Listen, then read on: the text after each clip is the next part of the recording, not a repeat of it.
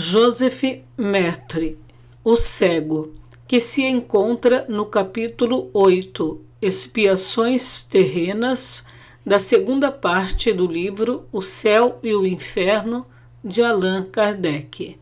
Joseph Maittre, o cego, pertencia à classe mediana da sociedade e gozava de modesta abastança, ao abrigo de quaisquer privações.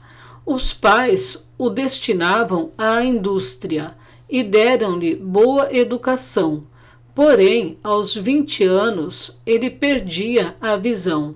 Perto de 50, veio finalmente a falecer, isto em 1845.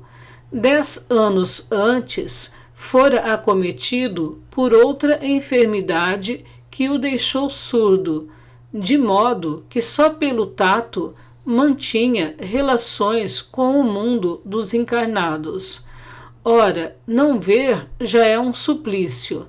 Não ver e não ouvir é duplicado suplício, principalmente para quem, depois de fruir as faculdades de tais sentidos, tiver de suportar essa dupla privação. Qual a causa de sorte tão cruel? Não era a sua última existência, sempre moldada numa conduta exemplar. Sempre foi bom filho, possuidor de caráter meigo e benévolo, e, quando se viu privado da audição, aceitou resignado, sem um queixume. Pela sua conversação, pressentia-se na lucidez do seu espírito uma inteligência pouco comum. Pessoa que o conhecera com o objetivo de receber instruções úteis, evocou-lhe o espírito e obteve a seguinte mensagem em resposta às perguntas que lhe dirigira.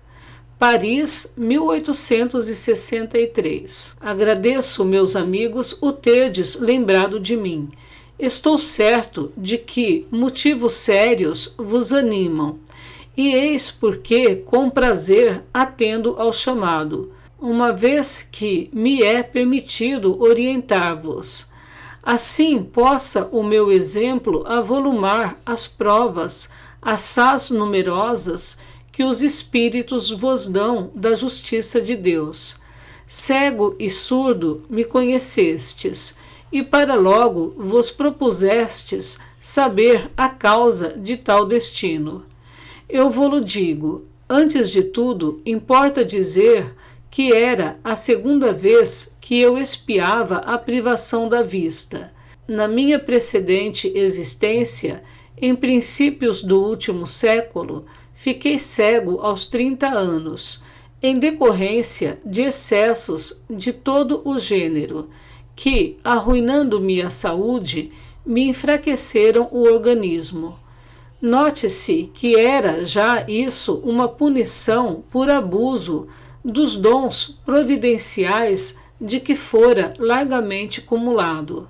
Em vez, porém, de me atribuir a causa original dessa enfermidade, entendi de acusar a providência, na qual, aliás, pouco cria. Anatematizei Deus, reneguei-o, acusei-o, acrescentando que, se acaso existisse, devia ser injusto e mau, por deixar assim penar as criaturas. Entretanto, eu deveria dar-me ainda por feliz, isento como estava de mendigar o pão, à afeição de tantos outros míseros cegos como eu. Mas é que eu só pensava em mim, na privação de meus gozos, influenciado por ideias tais que o ceticismo mais exaltava, tornei-me frenético, exigente, numa palavra, insuportável aos que comigo privavam. Além disso, a vida era-me um moto contínuo, pois que eu não pensava no futuro, uma quimera. Depois de esgotar baldamente os recursos da ciência e reputada impossível a cura, resolvi antecipar a morte. Suicidei-me. Que despertar, então, que foi o meu, imerso nas mesmas trevas da vida. Contudo, não tardou muito o reconhecimento da minha situação, da minha transferência para o mundo espiritual. Era um espírito, sim, porém cego. A vida de além-túmulo tornava-se-me, pois, a realidade. Procurei fugir-lhe, mas em vão. Envolvia-me o vácuo. Pelo que ouvia dizer, essa vida deveria ser eterna, e com ela a minha situação. Ideia horrenda. Eu não sofria, mas impossível é descrever as angústias e tormentos espirituais experimentados. Quanto teriam eles durado? Ignoro-o, mas quão longo me pareceu este tempo. Extenuado, fatigado, pude finalmente analisar-me a mim mesmo e compreendi o ascendente de um poder superior que sobre mim atuava, e considerei que, se essa potência podia oprimir-me, também poderia aliviar-me, e implorei piedade. À proporção que orava, o fervor me aumentava. Alguém me dizia que a minha situação teria um termo.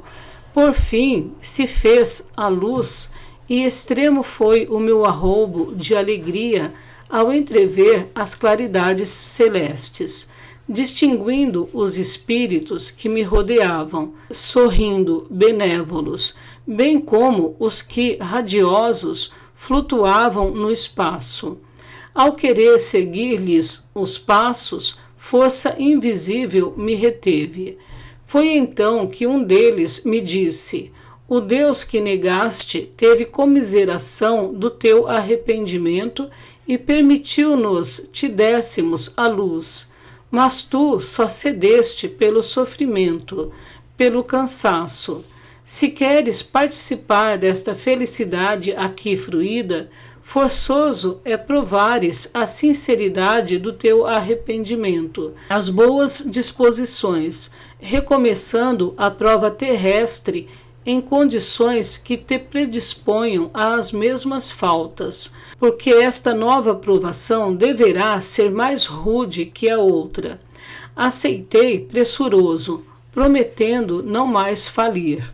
Assim, voltei à terra nas condições que sabeis. Não me foi difícil compreender a situação, porque eu não era mau por índole. Revoltara-me contra Deus, e Deus me puniu. Reencarnei trazendo a fé inata, razão porque não murmurei, antes aceitei a dupla enfermidade resignado, como expiação que era, oriunda da soberana justiça. O insulamento dos meus derradeiros anos nada tinha de desesperador, porquanto me bafejava a fé no futuro e na misericórdia de Deus.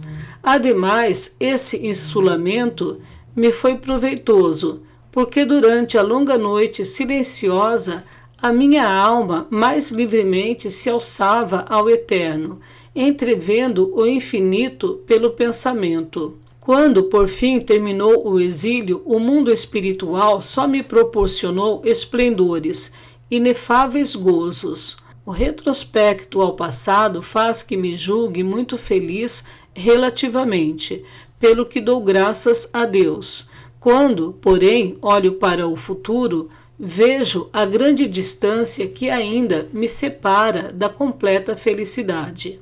Tendo já expiado, ainda me faltava reparar. A última encarnação só a mim aproveitou, pelo que espero recomeçar brevemente por existência que me permita ser útil ao próximo, reparando por esse meio a inutilidade anterior. E só assim me adiantarei na boa senda, sempre franqueada aos espíritos possuídos de boa vontade. Amigos, eis aí a minha história. E se o meu exemplo puder esclarecer quaisquer dos meus irmãos encarnados, de modo a evitarem a má ação que pratiquei, terei principiado o resgate da minha dívida. Joseph.